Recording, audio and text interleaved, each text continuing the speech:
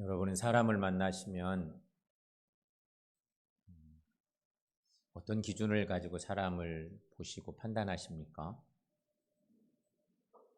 첫 만남이 있고 또 계속 만나고 사귀면서 그 사람을 때로는 파악하고 판단하고 그런 경우들이 있죠. 나는 어떤 기준 가지고 사람을 만나고 이해하고 살까? 탈무드에서는 사람의 성격을 볼 때 이런 교훈적인 가르침을 줘요. 지갑, 술잔, 분노 이렇게 세 가지 방식으로 사람을 분별한다는 이런 가르침이 탈무드에 있는 얘기입니다. 지갑과 술잔과 분노 이 세 가지가 있다는 것이죠. 자막 올려보세요.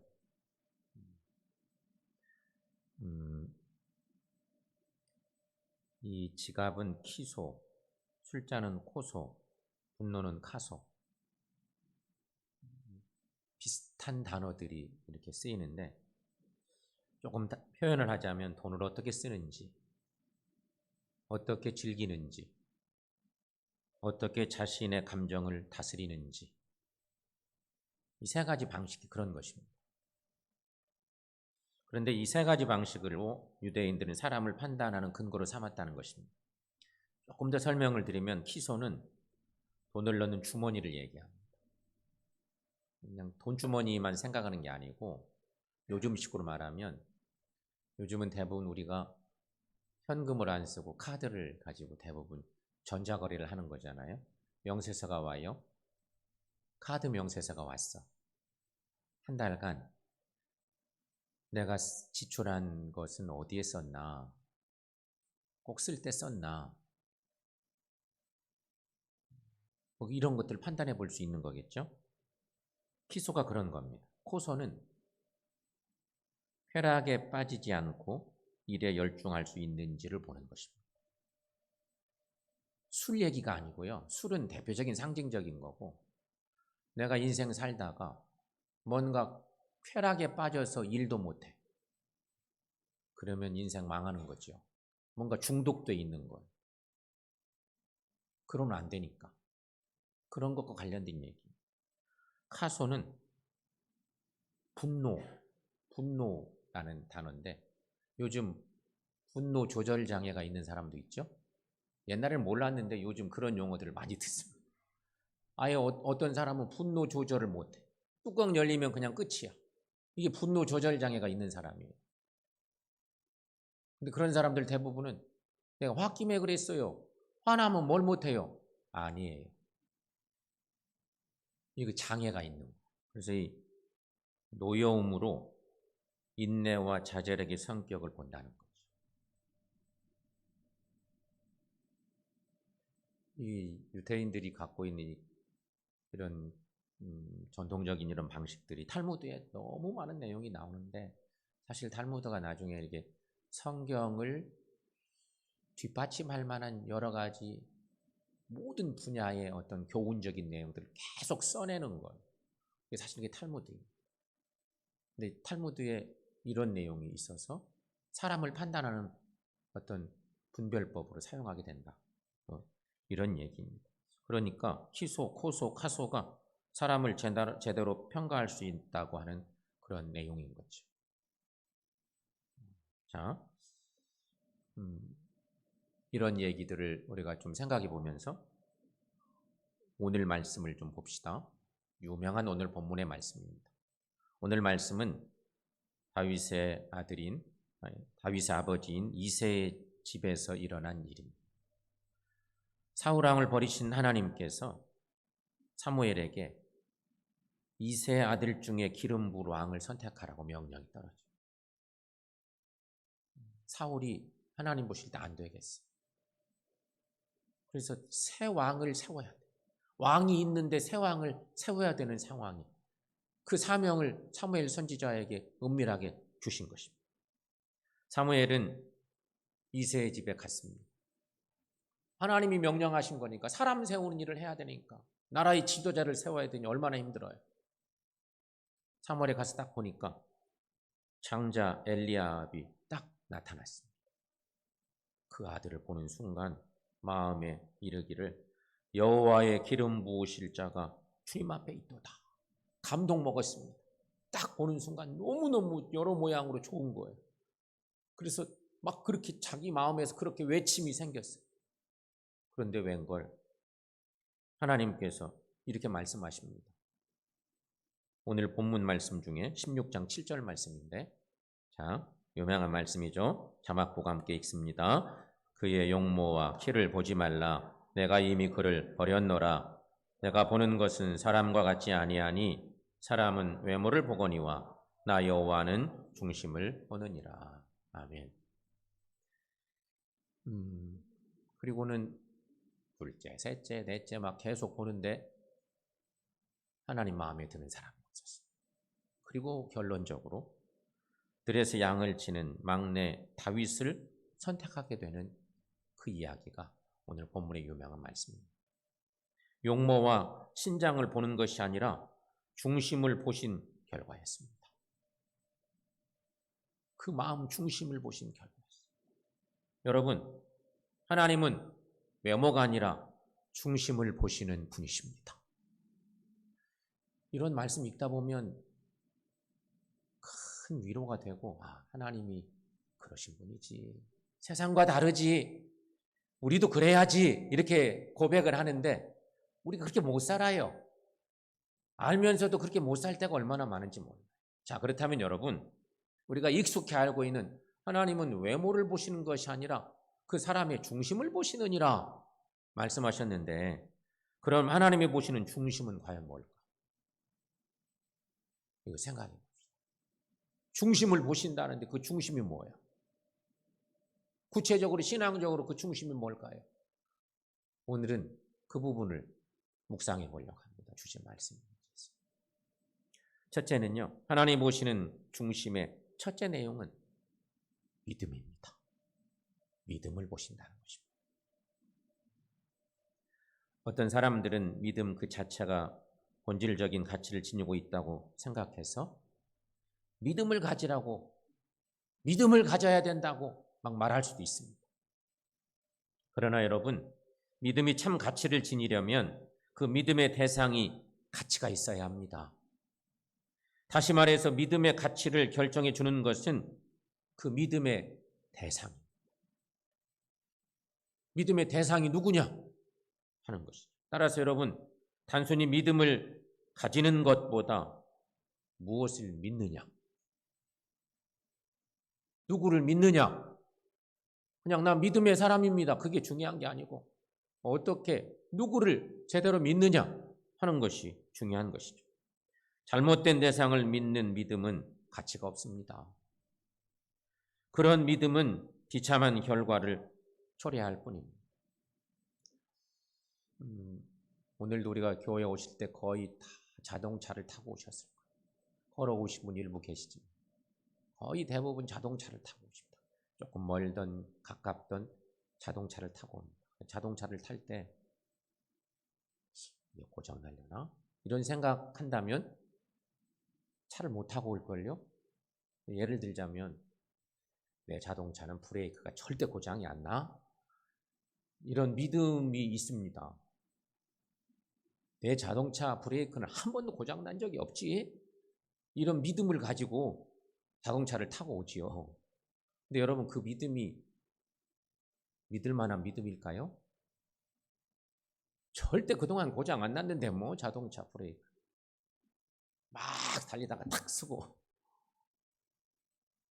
그런데 요즘 가끔 뭐 사건 사고 얘기하는 그거 보면 앙심을 품고 누구의 자동차를 막 고장나게 해놓고 브레이크를 상해 놓는 거예요. 타고 막 달려가다가 결정적으로 잡았더니 안 서서 그냥 사고 나서 죽었어. 이런 일들이 사건 사고로 보도되는 일이 있잖아요. 나는 내 자동차가 절대 브레이크가 고장나는지 몰랐는데, 철석같이 믿었는데 그게 브레이크가 고장나서 사고가 날 수 있어요. 고장나면 그냥 무조건 사고죠. 그런 경우 여러분, 내 자동차 브레이크는 절대 고장나지 않을 거야? 이게 잘못된 믿음이에요. 맹신하는 것 같지만 잘못된 것이죠. 따라서 여러분, 믿음이 어떤 가치를 지니려면 가치 있는 대상을 믿어야 돼요. 변함없는 그분을 믿어야 돼요. 뭔가 기계적인 것을 믿어가지고는 절대 안 돼. 반드시 고장나게 돼 있죠. 여러분, 인생의 영원한 행복을 생각하신다면 오직 예수님만이 참 믿음의 대상이어야 합니다. 그러므로 여러분, 사람이나 물질이나 그 밖에 다른 대상을 믿는 믿음을 갖는 것은 비참한 결과를 초래할 수 있다는 것입니다. 영원히 믿을 것입니다.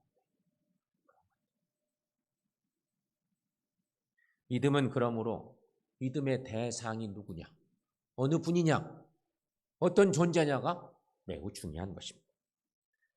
사무엘상 17장 37절 말씀에 이런 말씀이 있어요. 자, 여러분 함께 읽어보겠습니다. 또 다윗이 이르되 여호와께서 나를 사자의 발톱과 곰의 발톱에서 건져내셨은즉 나를 이 블레셋 사람의 손에서도 건져내시리이다.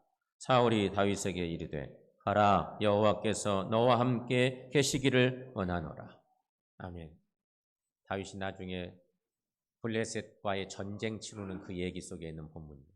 오늘은 다윗의 여러 이야기들을 본문 속에서 찾아보면서 말씀을 나누려고 하는데, 여기에서 발견되는 것, 다윗은 위기를 만날 때마다 하나님께 구하는 믿음의 사람이었습니다. 다윗은 그런 사람이었어요. 똑같이 하나님을 믿어도 다윗의 믿음은 좋은 일이든 나쁜 일이든 언제나 하나님께 구하고 살아요. 어린 시절부터 그게 몸에 배어 있었던 거예요. 그의 믿음이 대단한 믿음의 소유자였어요. 위기를 만날 때는 더더욱 하나님께 구하는 믿음이 있었어요. 그렇습니다, 여러분. 이렇게 믿음은 위기 때에 더욱 빛나야 하는 것입니다. 위기를 만날 때면 그 믿음이 빛을 발할 수 있어야 된다는 거죠. 성도 여러분, 우리는 다 믿음의 사람들이라고 얘기합니다. 오늘도 우리가 다 그렇게 하나님을 예배하기 위해서 왔고, 사람들, 세상 사람도 우리를 그리스도인들이라고, 믿는 사람들이라고 얘기하죠. 그런데 혹시 겉모양만 믿음의 옷을 입고 다니는 것은 아닙니까? 겉으로는 믿음의 사람이나 알맹이 없는 믿음을 가지고 있지는 않으십니까? 위기를 만났을 때, 그때에도 하나님이 함께 하신다는 믿음으로 더욱더 그런 믿음을 가지고 하나님이 기뻐하시는 믿음의 삶 사시기를 축원합니다. 그러므로 여러분, 믿음은 하나님을 온전히 신뢰하는 마음인 것입니다. 예수님은 중풍병이 든 사람을 들것에 메고 와서 지붕을 뚫고 달아내린 내 친구들을 보실 때 그 친구들을 통해서 그들의 믿음을 보셨죠. 그래서 그들의 믿음 때문에 불쌍한 들것에 실려왔던 중풍병 걸린 그 사람을 고쳐주십니다. 또한 예수님께서는 백부장의 믿음을 보시고 하인의 병을 고쳐주셨습니다. 또한 예수님의 옷자락만 만져도 병이 나을 것이라고 믿었던 혈루병 걸린 여인도 주님은 그 믿음을 보시고 치료해 주셨습니다. 사랑하는 성도 여러분, 우리들도 하나님을 기쁘시게 하는 믿음의 사람들이 되시기를 축원합니다. 우리 마음 중심에 가장 중요한 것은 믿음. 또 한 가지 하나님이 보시는 것은 뭐냐? 겸손을 보십니다. 겸손. 유명한 로렌스라고 하는 형제가 있는데, 로렌스라는 하나님의 아들이 있는데, 로렌스는 배움도 부족하고 다리를 저는 장애의 몸을 가지고 있었습니다. 그런데 그의 소원이 수도사가 되는 것이었습니다. 그는 여러 번 수도사가 되기를 원했지만 수도원에 수도사가 되겠다고 가서 아뢰면 이게 외모를 보니까 몸도 불구지, 학식도 너무 짧지, 좀 많이 못났던 모양. 그러니까 수도사에서 자꾸 퇴짜를 놨어요. 안 된다고. 젊은 날부터 계속 소원이 수도사가 되는 건 가서 아뢰면 안 된다고. 계속 퇴짜를 맞습니다. 그러다가 막 세월이 지나가. 시간이 많이 흘러서 48세 때 어찌어찌 하다가 수도원에 겨우 수도사로 입문을 하게 됩니다. 세월 다 보내고 48살 때 수도원에 들어간 것입니다. 그런데 늦은 나이에 수도원에 들어가서 딱 보니까 실망된 일들이 너무 많아요. 내가 이러려고 수도원에 왔나 싶은데 와서 수도사가 되기로 이제 허락을 맡았으니까 수도사의 과정을 밟아야 되는데 실망된 일들이 많습니다. 특별히 수도원에서 그에게 시킨 일은, 처음에 가니까 시킨 일은 수도원 주방에서 설거지하는 일이었어요. 아니, 수도사에 이 코스웍이 있어서 그거 막 훈련받고 신앙훈련도 받고 막 그래야 되는데 기껏 왔더니 주방에서 설거지하라고 그러니까 마음이 막 힘들었습니다. 그러나 놀랍게도 시간이 지나면서 그는 하찮은 일상 가운데서 함께 하시는 하나님을 깨닫게 됩니다. 겸손함으로 낮아진 로렌스는 하나님과 대화하기 시작했으며 대화의 내용을 편지로 적어서 수도원 원장에게 보냅니다. 원장을 만나기가 쉽지 않지만 하나님과 대화한 대화 내용을 편지로 쓰고 그걸 수도원 원장에게 계속 편지를 보냅니다. 그 내용이 훗날 하나님의 임재 연습이라는 책으로 나옵니다. 여러 가지 아픔을 겪는 동안 로렌스는 놀랍게도 주님을 닮아가고 있었습니다. 그를 만나는 사람들은 누구나 다 변화가 일어나고 하나님의 임재를 느끼게 됩니다. 아니, 그냥 수도사가 되어서 코스를 막 받고 있는 것도 아니고 설거지만 하고 있는데도 불구하고 그가 변하고 그를 만난 사람들이 그 때문에 변하고 이런 놀라운 일들을 겪게 됩니다. 그가 식당에서 그릇을 닦고 있는 모습을 본 사람이 그의 일상에 대한 기록을 이렇게 남겼대. 설거지하는 그 로렌스를 보면서 감동을 먹은. 그래서 이렇게 글을 남깁니다. 로렌스는 경건함과 엄숙함으로 정성을 다하여 그릇을 하나하나 닦고 있었다. 그리고 주어진 임무를 마치고 부엌에서 무릎을 꿇고 있는 로렌스의 모습을 보았을 때 거기서 하나님의 임재를 볼 수 있었다. 로렌스는 마침내 자기를 거절한 그 수도원의 원장의 자리까지 오릅니다. 그래서 하나님을 잘 섬기는 사람이 되었다고 합니다. 오늘 본문의 말씀 중에 오늘 본문은 사무엘상 16장 6절부터 시작되는 말씀인데 16장 1절 말씀에 오늘 본문의 앞에 있는 말씀이죠. 이런 말씀을 우리가 만나볼 수 있어요. 여호와께 사무엘에게 이르시되 내가 이미 사울을 버려 이스라엘 왕이 되지 못하게 하였거늘. 하나님의 마음이 복잡해요. 사울을 왕사 맡는데 왕감이 못 되는 거야. 왕의 자리에 있는데 하나님을 너무 실망시키는 거예요. 그래서 새로운 왕을 세워야 될 계획을 세우시는 거예요. 하나님은 사울이 겸손할 때의 왕으로 세워주셨어요. 사울이 풍채도 좋고 겸손했었어요. 하나님이 썩 마음에 들어서 왕으로 세워주셨는데 왕으로 지내는 동안에 하나님 밀쳐버리고 자기가 다 하는 거예요. 나라도 막 다 자기 마음대로 하고 제사적인 예배에 대한 소관들도 막 자기가 알아서 이러저러 막 하고 이렇게 막 변해가요. 절대 그러면 안 되는데. 그래서 교만해진 그 사울을 버리시고 왕이 될 사람을 찾아서 기름을 부으라고 사무엘에게 말씀하시는 거예요. 그 사명을 받고 오늘 본문에 사람 찾는 일을 하고 있는 그 내용이죠. 여러분, 하나님은 겸손한 자를 찾으십니다. 사울왕이 실패한 원인도 겸손하지 못했기 때문이었습니다.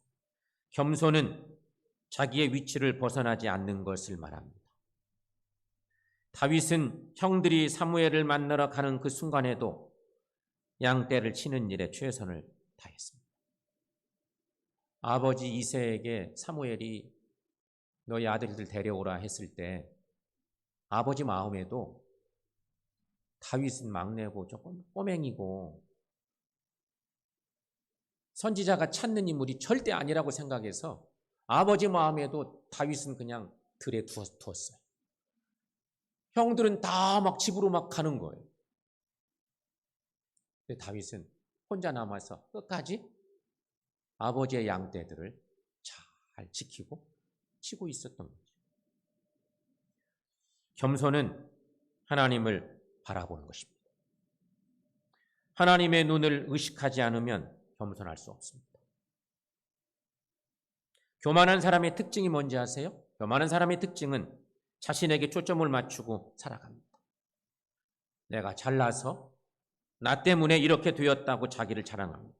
그러나 여러분, 자기를 자랑하는 신앙이 되어서는 절대 안 됩니다. 우리 신앙생활이 바로 그렇습니다. 그래서 바울은 고린도서 11장 30절 말씀에서 저 유명한 얘기를 남깁니다. 함께 읽어보겠습니다. 내가 부득불 자랑할진대 약한 것을 자랑하리라. 다윗이 인간적으로, 바울이 인간적으로 자랑할 것 너무너무 많죠. 그의 가지고 있는 식견이나 어떤 그런 모습들이 너무너무 많아요. 그 배경도 대단하고 자랑하려고 생각하면 그런 거 줄줄줄 자랑할 수 있어요. 근데 하나님 앞에서 주의 사역을 하는데 절대 그것이 자랑할 것이 못 돼. 그래서 그는 내가 부득불 자랑할진대 나의 약한 것을 자랑하리라. 이렇게 고백하고 있는 거죠.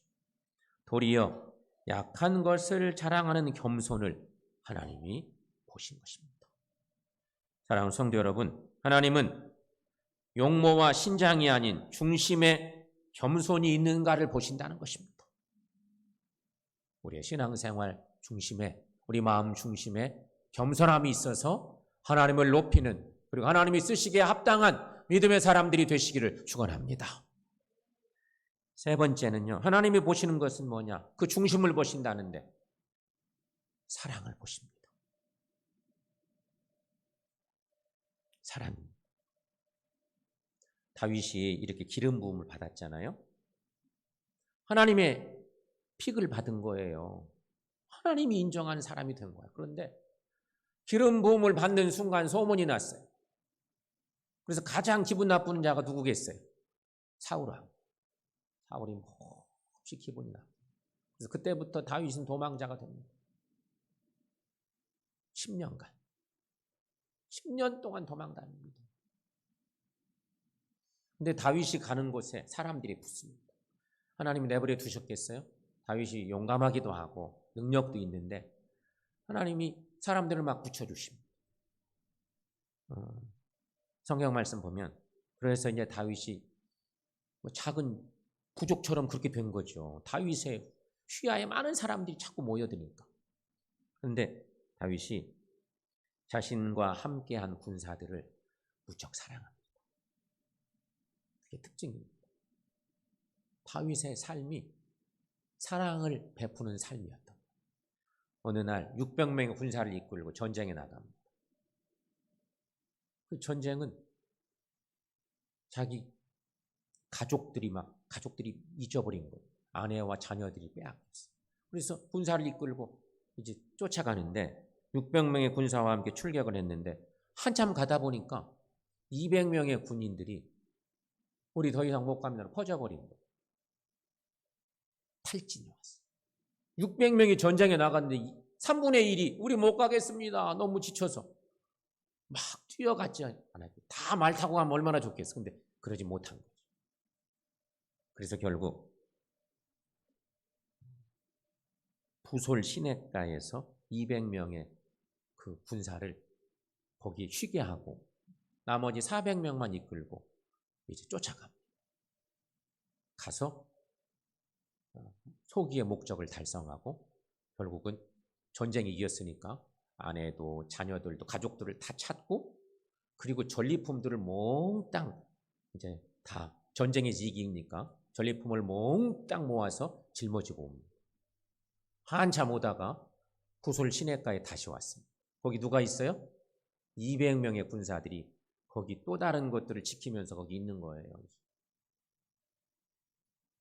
400명의 전쟁에 참석했던 400명의 군인들이 그 200명의 군사들을 보니까 눈빛이 좀 달라졌습니다. 우리는 가서 죽기로 싸우고 전쟁에서 전리품을 몽땅 가져왔는데 이놈들은 여기 그냥 남아가지고 이렇게 쉬고 아무것도 안 하고 있었으니 이 전리품 나누지 맙시다. 우리가 뺏어온 거니까 우리가 가져야지 저놈들과 어떻게 나눕니까? 이런 마음을 갖고 불편한 심기를 드러냅니다. 그러나 다윗은 모든 것은 하나님께 주신 것이며 하나님이 행하신 것이니 차별하거나 불평하지 말라고 권하고 이렇게 말합니다. 사무엘상 30장 말씀인데요. 사무엘상 30장 24절 말씀. 자, 여러분 거기 함께 읽어보겠습니다. 이 일에 누가 너희에게 듣겠느냐?